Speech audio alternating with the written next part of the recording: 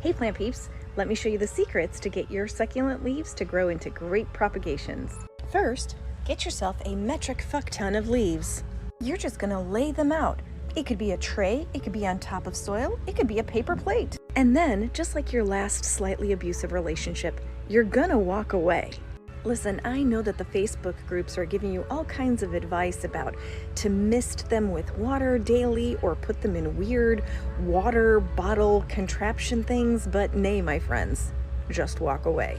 Everything this little plant needs is right here in the leaf and nothing else. It's shocking what nature will do when we don't intervene. And sure, from time to time, you're probably gonna have some duds. It just depends on the leaf itself and how it was broken off from the stem.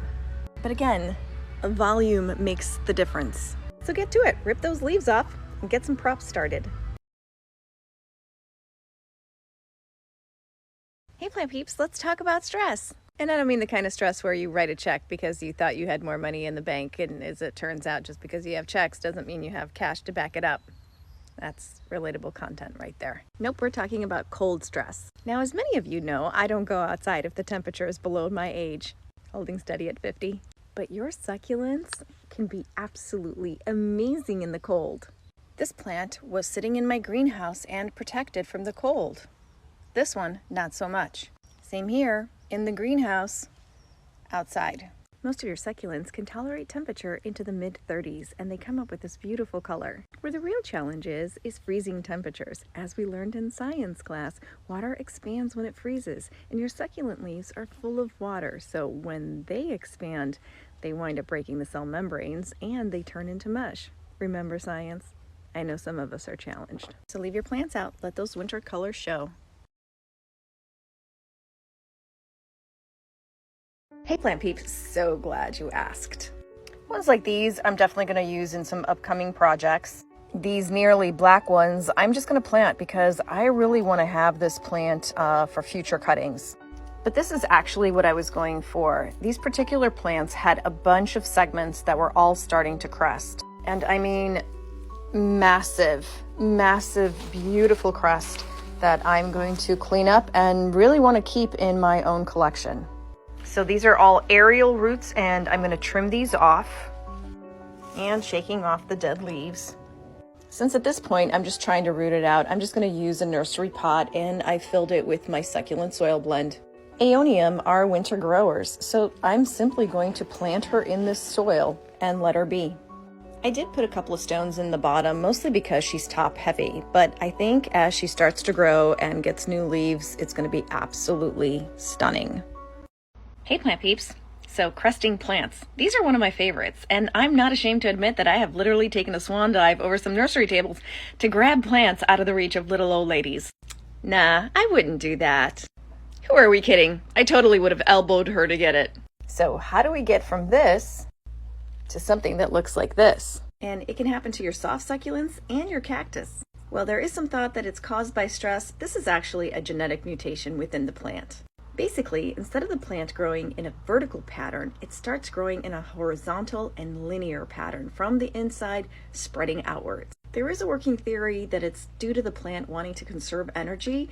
It takes a lot more energy for the plant to pull water up to the height of the plant than it does if the plant is spread out wide. And one of the triggers may be climate change. It's just too hot. And I mean, if that's the case, I do love my crested plants, but if we could stop fucking up the environment, that'd be great. Okay, bye. I can't believe I'm doing this again. Hey plant peeps. So I needed to move a plant, and it has turned into a catastrophe. It's a pencil cactus just like this one. Now before y'all lose your fucking minds in the comments, I realize that the sap is toxic.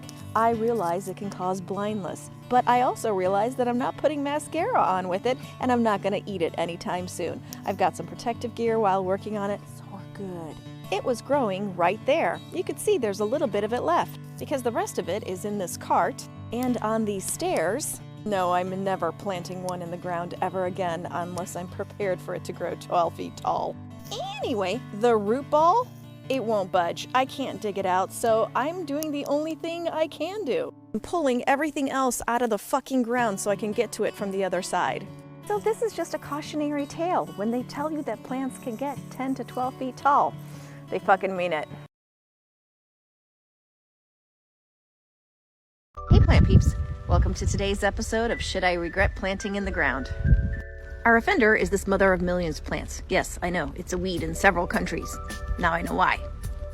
Just like many other kalanchoes, this one will produce plantlets at the leaf edges. And it's called mother of millions for a reason.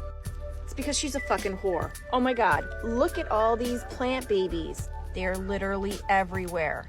I'll give it to you that it's got a really pretty bloom, but everything else about this plant can be summed up as a disaster. Had I kept it potted and isolated, maybe I wouldn't be needing to scrape up basically the top layer of all of the soil, because they're literally in every nook and cranny. It might be a cool plant, but I'm full of... Hey plant peeps, by now you may have figured out that I'm on a bit of a planting gardening rampage, mostly because the weather is nice, and by nice I mean cold as fuck, and it's been raining and the ground is easier to work with. And during this lovely manic episode, I've noticed that one of my crested plants is reverting, and I thought I'd show you what it looks like. Okay, first though, let's start with the basics. This is a San Pedro that is not crested, but this is a San Pedro that is crested. Except for this one part that's reverting back to its original form. There are a lot of theories about why cresting happens. Typically it's something genetic, maybe even something viral, and it can happen both in cactus and succulents. And because I don't want this plant to expend any energy on this reverted portion, I'm gonna chop it off. My tool of choice is a clean serrated knife. And we just chop. Could I have waited to do this? Absolutely. I'll let this completely callus over before I plant it. Yeah. Hey plant peeps, welcome to the new year and more rage planting.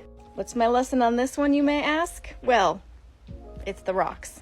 Listen, I do love me the look of lava rock. When you plant stuff in here that loses leaves, it is a shit show to clean up. To say I don't like the look of it now is an understatement, so we're gonna do what anybody else in my position would do. That's right, we're gonna half-ass this entire project. So hear me out. Lava and pumice, like this. Basically, it's the same animal, the only difference is the size. So all I'm really gonna do is dig it in, because what's the worst that can happen? I could get more aeration and more drainage. That would be a bummer, right? Because there's not enough Tylenol with codeine for me to pull all the rocks out of this area. And then there's these fuckers in here that are making themselves way too cozy with one another. I'm going to have to move them before they get entirely too big to handle. Yes, some things met their untimely demise. And some things I am simply not going to fuck with. You are staying right there. Hey plant peeps, let's talk about death blooms. Oh, Horatio, I knew thee well. Now, if you just got into succulents, you may have heard about the dreaded death bloom. So now what's the difference? There's monocarpic and polycarpic plants. Monocarpic plants are the ones that are designated with those death blooms. And if you need to know which plants are going to have the death bloom, Google is free.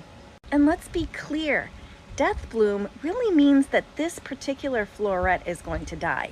The stem that it's on is going to be just fine. Yeah, that's on the floor. That's how tall the stalk is. Now, how do I even know that this is a death bloom? Well, on Aeonium, they start to stretch like this when they're growing. Otherwise, this is the same plant. Can you see the difference? Yeah, totally different. So what do you do with plants like this? And there's a couple of different things you can do. First of all, leave it the fuck alone. It's gonna attract pollinators, and sometimes you'll actually get florets that are growing at the ends of the flower tips. Now for me, I'm redoing a garden space, so I'm really not gonna put this back into the ground. What I am gonna do is keep this very long stem. Are you done yet? For me, I'm gonna behead it, and then I'm gonna chop this stalk into several different segments and plant those. It's gonna take a hot minute, but it should send out new growth right at the place where I've cut it. So as you can see, it's really not a death bloom. Otherwise, the whole thing would be dead. This way, you're actually going to wind up with more plants. You're just losing this little one. Hey plant peeps, do you know what you get in the garage without grow lights, on the bottom shelf, in a tray, without any soil, let alone water? If you guessed succulents that are happily growing roots, you would be right. They will literally grow despite you. You just have to stop trying so hard. Hey plant peeps, Did you know that you could spend upwards of $30 on systemics like these to keep your $5 plants from being decimated by pests? Did you also know that you could just throw that one away and literally buy 6 new plants for the same amount? The hobby should be fun, and you should keep it that way. It is not a moral shortcoming if you throw that fucker away.